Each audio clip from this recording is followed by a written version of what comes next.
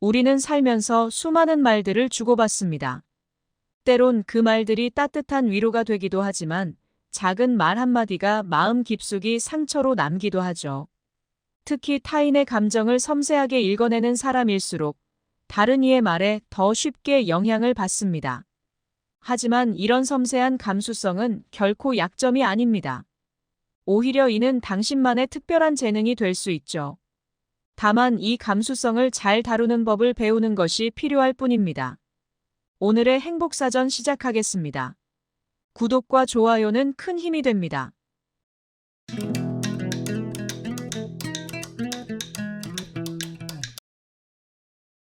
다른 사람의 감정에 휘둘리지 않는 심리적 경계선 만들기.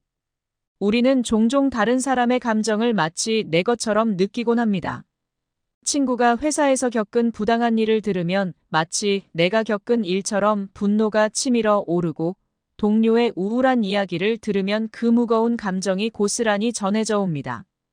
이처럼 뛰어난 공감 능력은 인간관계에서 큰 장점이 되지만 때로는 우리를 지치게 만들기도 합니다. 건강한 경계선을 만드는 첫걸음은 나와 타인을 구분하는 것에서 시작됩니다. 상대방의 감정을 이해하고 공감하되 그것을 완전히 내 것으로 만들 필요는 없습니다.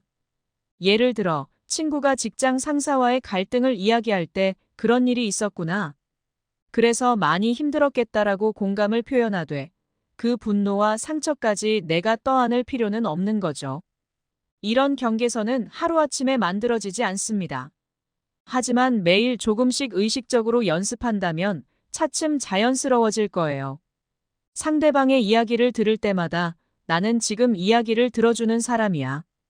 그의 감정을 이해하지만 그것은 온전히 그의 것이야 라고 스스로에게 상기시켜 보세요.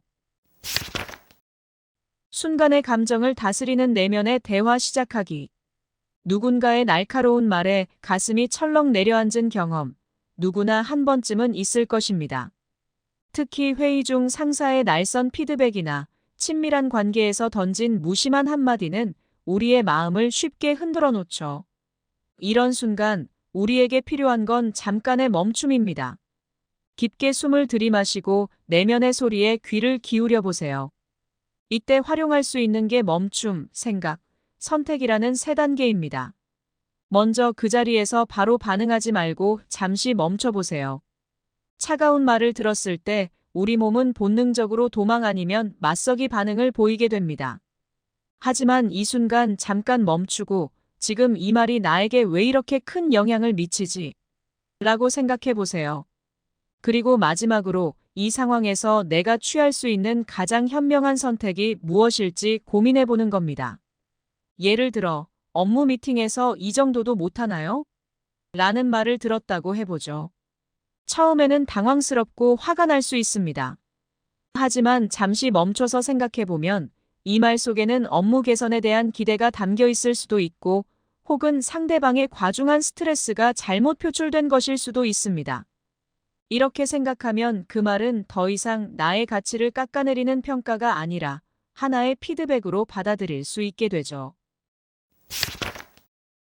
아침을 여는 자기 인정의 대화법. 우리의 하루는 거울 앞에서 시작됩니다. 이 소중한 시간을 자신과의 긍정적인 대화로 채워보세요. 단순히 오늘도 파이팅!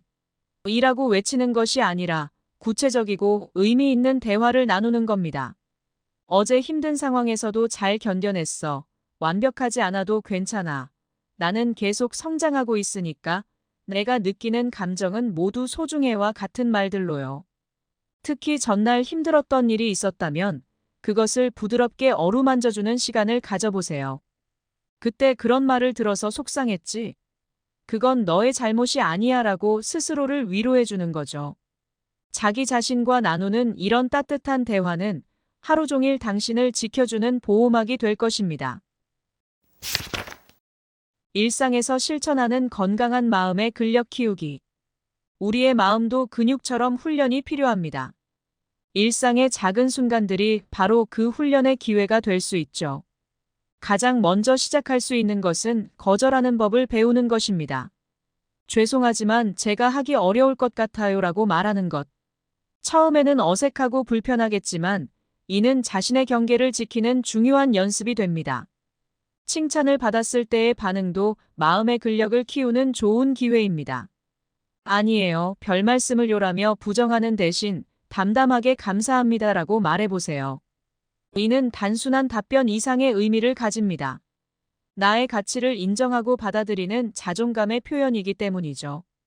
처음에는 어색할 수 있지만 이런 작은 변화들이 모여 단단한 자존감을 만들어갑니다. 소셜미디어에서의 태도 변화도 필요합니다.